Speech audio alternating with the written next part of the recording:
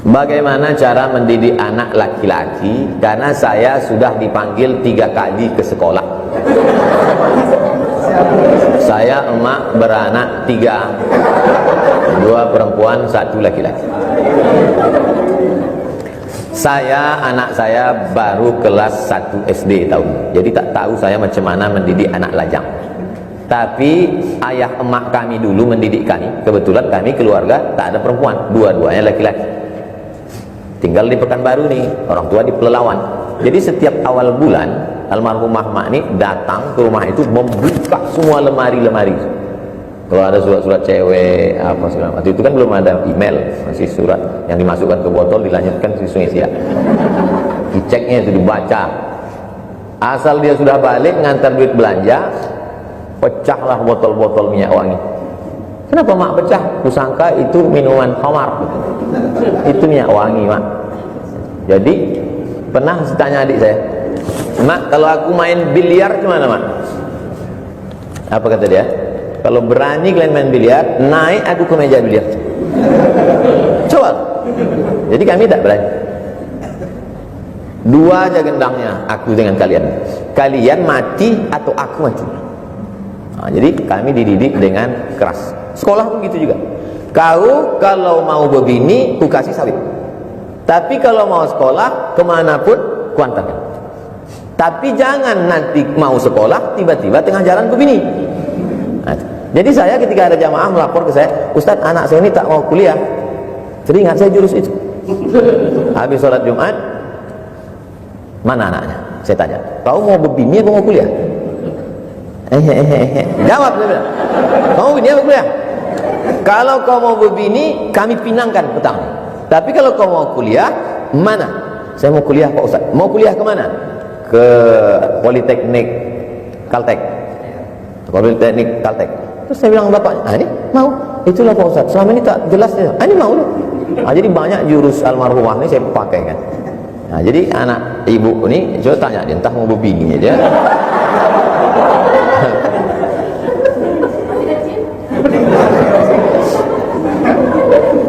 Jadi ibu selama masih mau mengamuk, masih mau merepet, anakku selamat insyaallah. Tapi kalau sudah capek, letih merepet, alamat kapal akan tenggelam. Saya bawalah almarhumah emak ini ke hotel di depan Masjid Raya Medan. Depan Masjid Raya Medan itu ada hotel. Nginap kami di situ, Hotel Madani. Pas pagi turun di lobi duduk. Saya main-main HP, datanglah tamu dia. Tamu dia bertanya, anakku ini selalu sakit. Kau apa kau doakan anak kau dulu? Saya nguping aja, saya tak ikut mereka bercerita. Disitulah saya dengar kata dia, anakku kudoakan tiap malam Fatihah 100 kali. Setiap habis tahajud menjelang azan subuh, kudoakan anakku Fatihah 100 kali. Baru saya dalam hati, oh, tapi tak pernah diceritakannya itu. Tak pernah pula di update status. Alhamdulillah udah 100 kali lah. Jadi ibu doakan dia Fatihah banyak-banyak supaya diturunkan Allah kekuatan hatinya. Saya ini bukan anak-anak yang baik-baik, yang saya sekolah saya kelas 1 aliyah lain, kelas 2 lain, kelas 3 lain. Saking kan bandel tak mau sekolah. Sampai 5 bulan saya tak mau sekolah. Tak bisa lagi dipanggil kepala sekolah. Orang saya tak mau datang ke sekolah. Berangkat saya dari Medan, datang saya ke Riau, tak ada surat pindah, tak ada apa. Kau tak sekolah, aku dah lari dari sekolah. Gimana cara mak ini menyelamatkan saya sekolah? Ada penceramah datang ke kampung, dikasihnya makan. Kasih makan, dikasihnya sorban, dikasihnya kain. No free lunch, tak ada makan siang yang gratis. Setelah selesai itu baru ditanyanya, Ustadz punya sekolah di Air Molek? Oh iya bu, saya ngajar di Air Molek. Bisa anak kami masuk ke situ?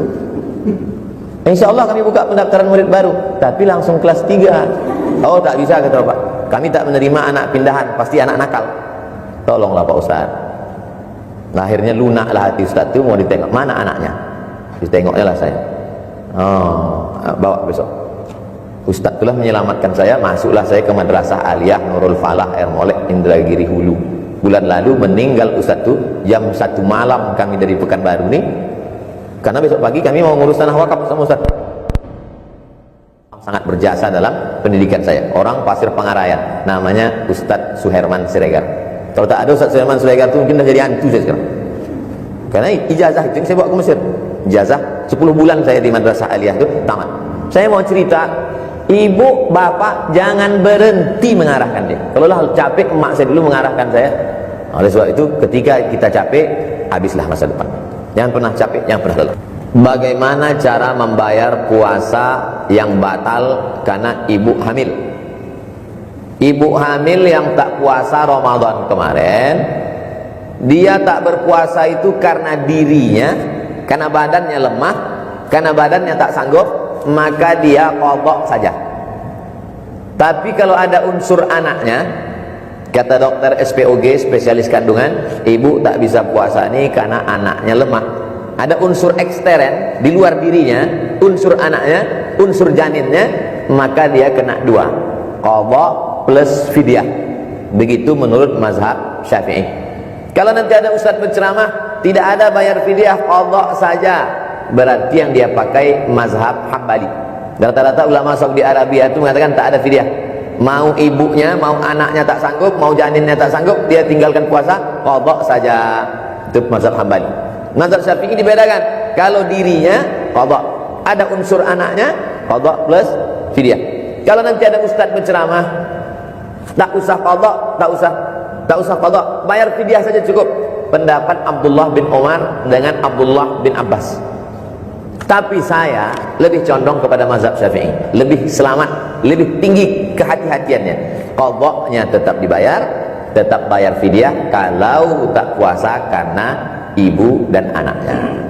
Jelas? Bapak-bapak perlu juga itu tahu, karena dia akan menjelaskan ke ibu-ibu. Berkenaan dengan kajian pagi ini mengenai Yayasan Tabung Wakaf Umat, yang saya tanyakan, mohon jelaskan dari ayat surat Ali Imran ayat 92 dan hubungannya dengan kajian pagi. Ali Imran 92 itu, lan tanalul birra hatta tunfiqu mimma tuhibbun. Kamu tidak akan mendapatkan albirra, kebaikan, hatta tunfiqu mimma tuhibbun, sampai yang kamu infakkan, yang kamu wakafkan, yang kamu sedekahkan, mana yang kamu suka, mana yang paling kamu cinta, itulah yang kamu wakafkan. 100.000 dengan 10.000, mana yang paling suka? Mana yang paling suka, itulah yang diwakafkan. Saya susah untuk meyakinkan bahwa yang kita punya ini semuanya tinggal. Padahal semua orang mati meninggalkan itu. Bolak-balik orang-orang kaya, pejabat-pejabat mati, rumahnya tinggal, mobilnya tinggal, anaknya tinggal, semua tinggal. Yang dibawa 2-3 helai kain kapan, masuk, dikubur, ditinggal. Tapi sampai hari ini susah kita meyakinkan umat bahwa semua itu tinggal, walaupun sudah ada buktinya tinggal. Memang begitulah rupanya sulitnya masalah akhirat. Padahal buktinya sudah banyak. Kalau pergi kita naik sampan di tepi Sungai Siak, tengok kanan kiri rumah-rumah tua yang 30-40 tahun yang lalu itu rumah orang-orang kaya, sekarang sudah dibelumut, lapuk, tinggal. Rumahnya tinggal, tanahnya tinggal, semua tinggal. Apa dulu yang disedekahkan, diwakafkan, itulah dibawa mati. Jadi saya setelah terbentuknya tabung wakaf umat ini, plong, tenang, tak ada beban. Kalau dulu ada beban, seandainya saya mati ditanya Allah Ta'ala, hai orang Pekanbaru, kenapa kalian tak berwakaf? Kami mau berwakaf, mau kemana? Kata mereka. Tapi setelah dibuat ini, kami sudah sosialisasi, masuk kantor, keluar kantor, masuk bank, keluar bank, masuk rumah sakit, sudah kami sampaikan. Tak juga orang mau berwakaf, lepas sudah. Abdul Somad, sudah kau buat? Udah. Mungkin mereka tak percaya karena kau buat sendirian, takut mereka kau makan. Kami 35 orang. Jadi tak ada alasan lagi. Jadi apa yang paling kita suka, kita cinta, itu yang kita wakafkan. Karena itulah yang kekal. Yang lain habis dibagi sebagai harta warisan. Tak bersisa sedikit. Rumah tu habis mereka jual, kos-kosan tu habis mereka bagi-bagi, duit di bank tu habis semua untuk ahli waris. Yang untuk kita adalah apa yang kita wakafkan, itulah yang kita buat mati. Apa hukum orang ingin bebas riba tapi tak mau bayar hutang riba? Ini biasanya kejadiannya, dia minjam duit riba. Setelah dapat duit, ngaji dia, pas dituntut bayar, nggak bayar, ini riba, padahal duit dah habis. Nah ini Kalau ditarik pada hukum negara, maka tak ada bisa mengelak, karena hukum kita pakai hukum konvensional. Konsekuensi dari akad perjanjian, kalau tak bayar hutang maka disita barang atau tangkap polisi. Makanya dia akal-akali pakai fikih. Tapi kalau dia mau pakai hukum fikih, mau cepat keluar dari riba ini, bom. Ada aset yang bisa dijual, bayar itu, tebus semua, tutup, selesai. Saya tak bisa saya bom nih Pak Ustaz. Kalau saya bom pakai ini, meletup semuanya Hiroshima Nagasaki. Nah, kalau begitu ceritanya, cicillah, bayar sesuai kemampuan sampai habis hutang. Setelah itu jangan ulang lagi. Nah, itu. Jadi tak bisa barang udah kita ambil, pas ditagih orang, saya tak mau bayar karena ini riba. Loh, kan duit kemarin diambil. Waktu ngambil duit itu kenapa tak tahu riba? Giliran bayar kenapa ingat? Nah, itulah penyakit saya ini Pak Ustaz. Nah, tak bisa begitu. Ada konsekuensinya, ada hak, ada tanggung jawab. Bagaimana kalau kita mengetahui suatu ujian itu ujian bagi kita atau hukuman atas perbuatan kita? Sakit kita, apakah sakit itu menghapus dosa, atau sakit itu mengangkat derajat, atau sakit itu ujian iman? Dari mana kita tahu? Waktu dicek dokter awal bros, lalu dikasih tahunya, Pak, sakit bapak ini jantung, jenisnya level B. Jantung level B itu apa? Menghapus dosa. Mana dia tahu? Sakit itu ada 3. Pertama, menghapus dosa.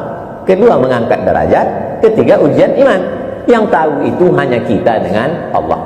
Kalau saya sakit, saya husnuzon, dosa saya diampunkan Allah, derajat saya dinaikkan Allah, dan itu ujian iman bagi saya. Jadi tak ada yang tahu. Kita pun tak bisa menjudge orang. Pak Ustaz, saya sakit. Ayalah, banyak kali dosa dia itu. Waktu mengatakan dia banyak dosa itu, kita sudah berdosa. Oleh sebab itu kita selalu husnuzon pada Allah. Kalau kita sakit, ma yusibul mu'min min nasabin wala wasabin wala saqamin wala syaukin yastakuha. Duri menusuk tapak kaki pun ada dosa yang diampunkan Allah. Dan ada pahala yang lebih besar daripada jihad, lebih besar daripada mati syahid. Apa itu? Itulah dia sabar. Jadi kalau sabar, kita menerima ujian yang diberikan Allah itu, innama yuwaffas sabiruna ajrahum bighairi hisab. Ada pula jenis manusia ditanya oleh Allah. Allah itu kalau bertanya bukan dia tak tahu, dia mau ngasih tahu pada yang tak tahu. Malaikat, coba kau cek amal si fulan. Kata malaikat, dia sudah diletakkan di surga VVIP. Cukup tak amalnya? Kurang ya Allah. Uji dia. Kalau lulus, naikkan. Jadi ada kalanya kita diuji itu bukan untuk hapus dosa, tapi karena letak kita di surga tinggi, amal kurang. Cara mencukupkannya dengan ujian. Nah, jadi makanya kita husnuzon. Jadi kalau ditanya orang, kok kenapa sering betul sakit? Aku sudah masuk surga VVIP. Cuman amalku kurang. Maka kata Allah, itu maka diujinya. Jangan kita, kok kenapa sering sakit? Itulah aku banyak betul dosa. Kok ngaku?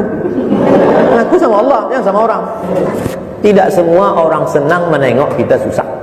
Tidak semua orang ikut susah menengok kita senang.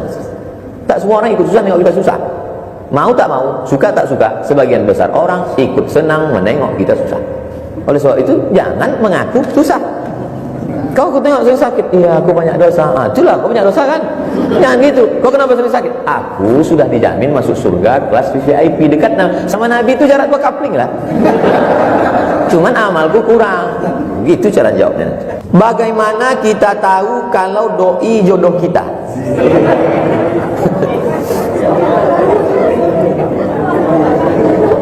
Dalam hidup ini ada yang bisa memilih, ada yang tak bisa memilih. Lahir sebagai orang Melayu di Riau, itu bisa memilih atau tak bisa memilih? Tak bisa memilih. Kalau dulu boleh bisa memilih, mungkin kita mau jadi buli. Ini tak bisa milih. Ini namanya musayyar. Musayyar itu macam wayang yang dimainkan oleh dalang. Belok ke kiri, belok kanan, tak bisa milih. Menjadi laki-laki, bisa memilih atau tidak? Tak bisa memilih. Menjadi perempuan juga tak bisa milih. Kita terima. Tapi nikah dengan si A atau dengan si B, bisa tak milih? Bisa milih. Datang ke pengajian atau tak datang, minum khamar atau minum kopi, itu bisa memilih. Oleh sebab itu Allah kasih mata, Allah kasih telinga, Allah kasih kudrat, Allah kasih iradat, Allah kasih al-kasbu wal ikhtiar. Jadi kalau ada nanti orang mengatakan apa ada takdir itu, Qadariyah, ahli bid'ah, Mu'tazilah. Kalau ada mengatakan Semuanya terserah pada takdir. Kita tak ada punya ikhtiar. Jabariyah, ahli bid'ah, kita ahlu sunnah wal jamaah ada ikhtiar. Sudah diikhtiarkan, sudah diusahakan, tak terelakkan juga, qadarullah. Jadi ke masalah ini tak usah terlalu banyak berteori. Ma khaba man istakhara wa ma nadima man istasyara. Tak sia-sia orang yang istikharah dan tak akan menyesal orang yang mau minta pendapat orang lain. Minta pendapat orang lain, kenali dengan baik tokoh masyarakat. Saya tak berani minang Pak Ustaz karena nanti orang tuanya tak hormat pada saya. Bawa direksi, bawa Dewan Syariah. Jangan bawa saya, nanti saya diterimanya.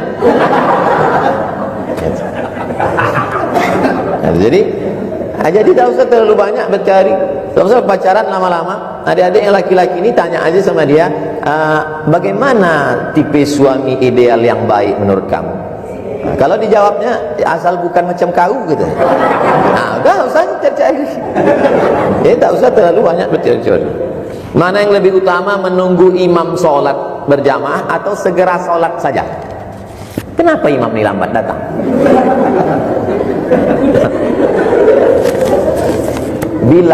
Bilal bin Rabah itu dia azan. Habis azan itu diketuknya pintu kamar Nabi yang di samping kiri taman Raudhah. Assalamualaikum ya Rasulullah, sudah boleh iqamat ya Rasulullah. Lalu kata Nabi, aqimis shalah, qomatlah Bilal.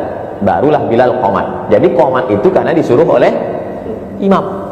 Imam menyuruh qomat, baru qomat. Sekarang di beberapa masjid itu yang menyuruh qomat bukan imam, ibu-ibu belakang itu ya, qomat. Banyak di beberapa masjid itu ibu-ibu itu berkuasa. Jadi untuk win-win solution, jalan tengah, maka dibelilah jam yang berbunyi.